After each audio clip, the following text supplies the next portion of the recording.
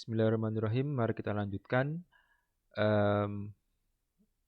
terkait rangkaian resistor ya. Tetap masih dalam tema rangkaian hambatan ya atau rangkaian resistor. Nah, cuman di video kali ini ya kita akan membahas rangkaian yang dia spesial ya, yang dinamakan sebagai rangkaian jembatan Wheatstone ya. Jadi Wheatstone ini adalah nama penemu ya. Jadi biasalah ya kalau penemu itu mengabadikan namanya dengan cara menyematkan namanya itu dalam penemuannya ya, sehingga orang-orang seterusnya yang mempelajari bidangnya akan senantiasa ingat gitu ya dengan pencapaian yang pernah diberikan atau pernah dicapai ya oleh orang tersebut ya. Jadi ini dipopulerkan ya. Sebenarnya yang menemukan adalah Samuel Hunter Christie ya, dan dipopulerkan oleh Sir Charles Wheatstone ya. Ya. Nah, penjelasan ini ya, penjelasan terkait jembatan Wheatstone ini ya saya dapatkan dari suatu website ya yang dinamakan dengan ini ya. Nanti silahkan kalau ingin mengeksplor lebih dalam bisa langsung menuju ke websitenya ini. Tapi yang ini saya ambilkan adalah yang hanya jembatan Wheatstone ya. Nah, alasan kenapa saya mengambil dari website tersebut ya, karena memang isinya cukup bagus ya dan memudahkan kita semua dalam belajar. Nah, oke, kita lanjutkan ke terkait yang jembatan Wheatstone ya. Nah, jadi rangkaian Wheatstone ini dianggap dianggap spesial karena tidak bisa ya, tidak bisa dipecahkan atau disederhanakan dengan menggunakan disederhanakan ya dengan konsep seri paralel ya. Itu nggak bisa.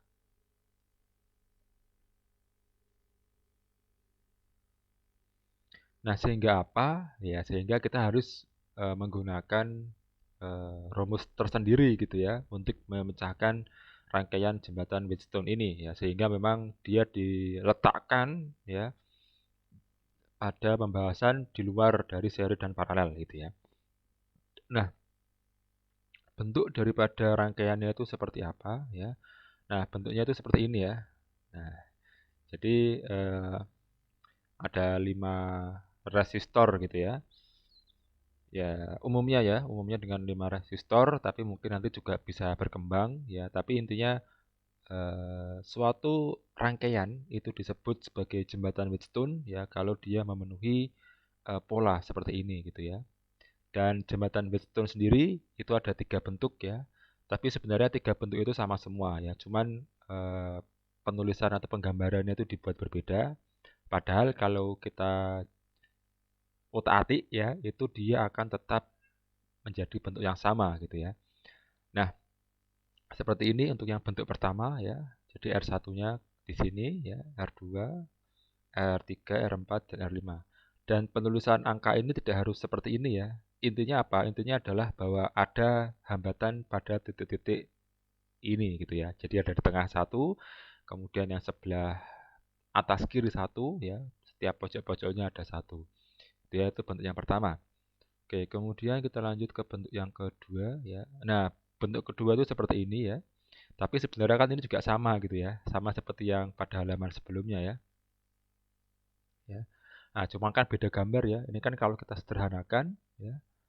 Oke, maka gambarnya akan tetap seperti yang di atas tadi ya. Kalau kita sederhanakan kan dia akan menjadi seperti ini ya. Nah, dan ini R1 ya. Wah, gini aja deh pakai hitam semua aja ya.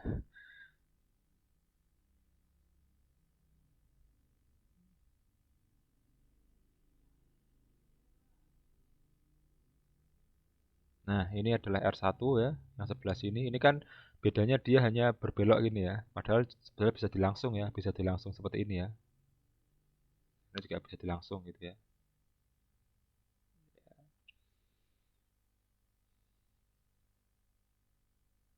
Nah, ini R2 ya, ini R2, di tengahnya adalah R5. R3, dan R4. Nah, ini kan hanya bentuk lain dari yang di atas gitu ya. Nah, pun juga dengan bentuk yang ketiga ya. Nah, bentuk ketiga ini mungkin agak beda ya. Tapi kalau kita katakanlah kabel ini bisa kita gerakkan gitu ya. Ini kan gambar, jadi agak kaku, jadi kaku gitu ya. Tapi kalau ini adalah rangkaian yang sesungguhnya ya. Nah, ini kan bisa kita otak-atik nanti jadinya akan seperti ini gitu ya. Ini kan katakanlah R2-nya digeser ke bawah gitu ya. Ke bawah ya. Nanti R5-nya juga akan menjadi eh, vertikal gitu ya. Ya, ini agak berimajinasi, tapi kalau diatur polanya ya, ini ya akan menjadi sama seperti ini gitu ya. Nah, kalau sudah sama seperti ini ya pasti dia akan sama yang seperti ini gitu ya. Oke. Nah, itu adalah tiga bentuk ya. Jadi tiga bentuk ini tidak beda semua ya. Tiga bentuk ini sama semua sebenarnya ya. Sama semua dan ya ya sama semua intinya gitu ya. Tapi cuma beda peletakan dan cara menggambarnya. Oke, kita lanjutkan lagi gitu ya. Nah,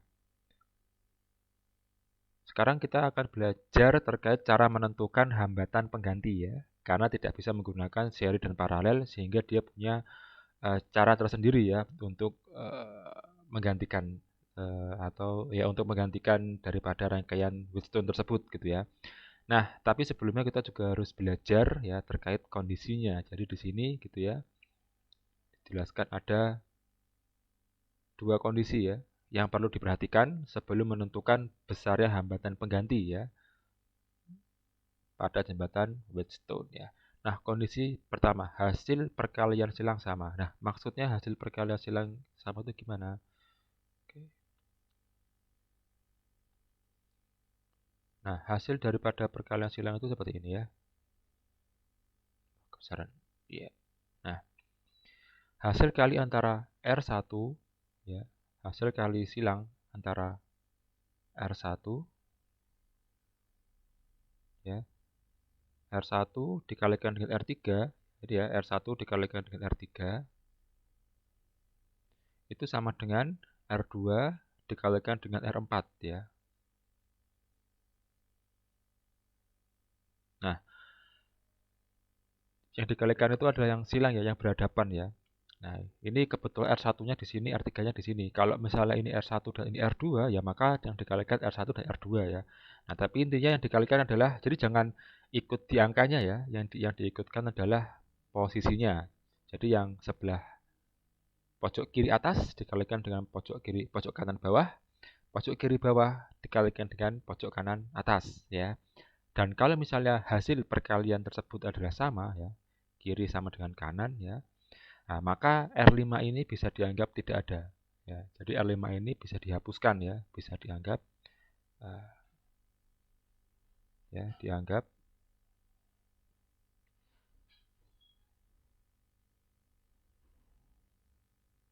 dianggap tidak ada. Ya. Nah, besar hambatan pengganti, ya, besar hambatan pengganti dapat dicari menggunakan rumus mencari hambatan pengganti pada rangkaian seri atau paralel biasa gitu ya. Nah, jadi karena tadi ya, yang R tengah ini dihilangkan, maka bentuknya akan menjadi seperti ini ya, R1, R2, R3, R4. Nah, kalau sudah ini kan gampang ya, tinggal mencari seperti menggunakan seri dan paralel ya. Jadi ini kan gambarnya kalau kita buat ya, jadi seperti ini ya.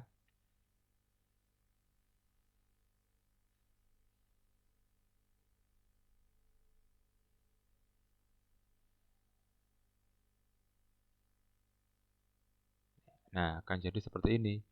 Nah, ini R1 ya, R4 ya, ini R2 dan ini R3 ya.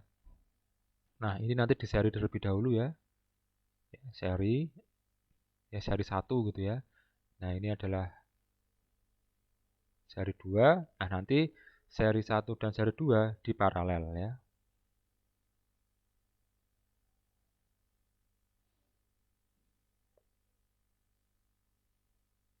Oke, gitu ya. Jadi simpel ya kalau untuk yang perkalian silangnya itu sama. Ya. Nah, nanti untuk lebih jelasnya ya ini sudah saya jelaskan di sini ya untuk yang ini ya.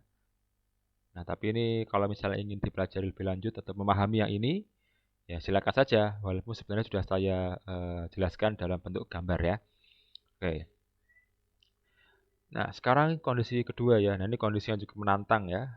Kondisi kedua ini cukup menantang, yang mana ketika hasil perkalian silang tidak sama. Nah, bagaimana untuk yang tidak sama gitu ya. Nah, ini untuk yang tidak sama. Nah, ini ya. Untuk yang tidak sama,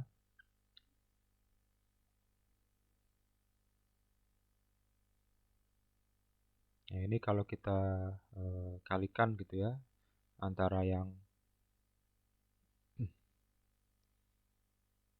R1 dikalikan dengan R3, ya, tidak sama dengan R2 dikalikan dengan R4. Nah, kalau sudah seperti ini, ya, maka yang tengah itu tidak bisa dianggap tidak ada, ya, tidak bisa dianggap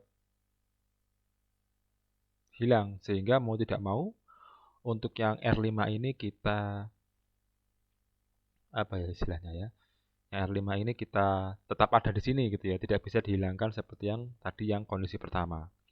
Nah, untuk itu ya, kita perlu membuat apa yang disebut dengan susunan hambatan bantu ya. Ya, susunan hambatan bantu. Jadi, kita harus membuat suatu susunan hambatan bantu yang intinya seperti ini gitu ya. Jadi,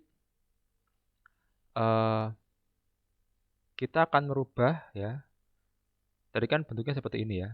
Ini R1, R2, R5 gitu ya. R4, R3. Nah, kita akan menggantikan sisi yang sebelah kiri ini ya. Menggantikan sisi yang sebelah kiri ini dengan suatu susunan yang warna biru ini. Gitu ya. Nah, nanti warna biru RA, ya, RB, RC ini adalah susunan bantu ya. Tapi kan kita tidak tahu gitu ya. RA ini berapa, RB ini berapa, dan RC ini berapa. Nah, untuk menghitung RA ya, kita harus nanti ada perhitungannya yang mana kita akan melibatkan R1, R2, dan R5 gitu ya. Begitu juga RB dan RC ya.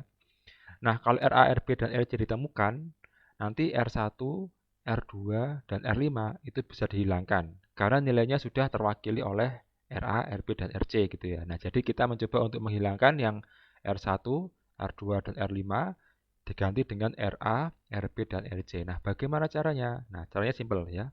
Tapi kita harus mengingat polanya. Ya, kita pertama akan mencari RA, ya, mencari RA. Nah, RA ini didapatkan dengan cara bagaimana ya?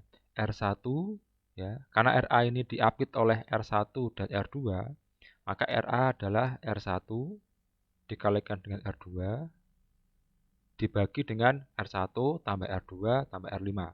Kayak gitu ya. Saya ulangi lagi ya. RA ya, itu adalah RA posisinya diapit oleh R1 dan R2. Benar ya? Nah, untuk menghitung RA itu bagaimana caranya? Caranya adalah ya, yang mengapit tadi dikalikan ya R1 dikalikan dengan R2 ya. Kemudian dibagi R1 tambah R2 tambah R5 gitu ya. Nah, nanti akan ketemu RA gitu ya.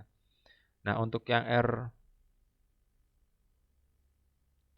B dan RC sama ya, tapi saya akan lakukan juga di sebelah sini gitu ya supaya kita bisa lihat polanya ya. Oke, ini RA ya. Nah, untuk RB ya, RB diapit oleh R1 dan R5. Berarti R1 ya dikalikan dengan R5 ya dibagi dengan R1, R2, R5 ya. R1 ditambah R2 ditambah R5. Oke, itu untuk yang RB. Nah, sekarang RC. RC diapit oleh R2 dan R5. Ya, berarti R2 dikali R5 ya. R2 kali R5 dibagi R2 tambah R5 tambah R1 ya. Atau R1 tambah R2 tambah R5. R1 tambah R2 tambah R5 ya. Nanti silakan ini ya dibandingkan dengan yang ini ya, karena sama ya. Ini ya, misalnya R1 R5 oke ya. Sama ya, ini 2 ya. Oke, nah, kalau sudah kita ketemu RA, RB, dan RC ya, maka gambarnya nanti akan menjadi seperti ini ya. RA sudah ketemu berapa, RB sudah ketemu berapa, RC sudah ketemu berapa, dan untuk yang R1, R5, dan R2 ini bisa dihilangkan ya, karena nilainya sudah terwakili oleh A, B, dan C ya. Nah, sehingga ya gambarnya ini nanti ya akan berubah menjadi seperti ini. Oh, ya, dia akan berubah menjadi seperti ini.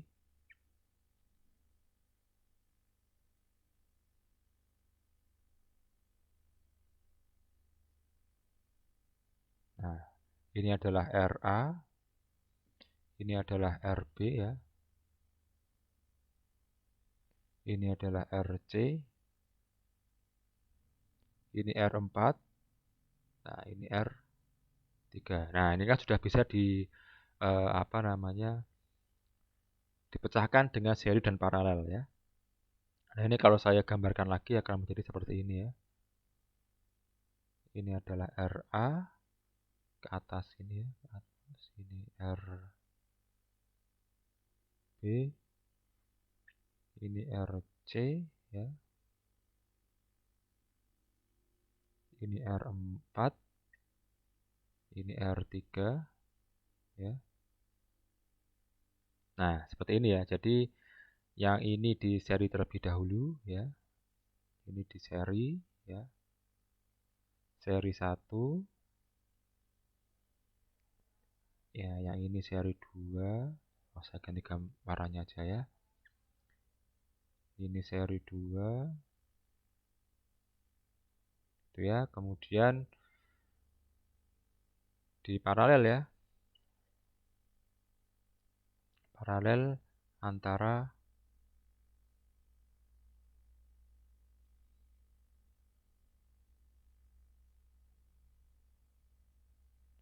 seri 1 dan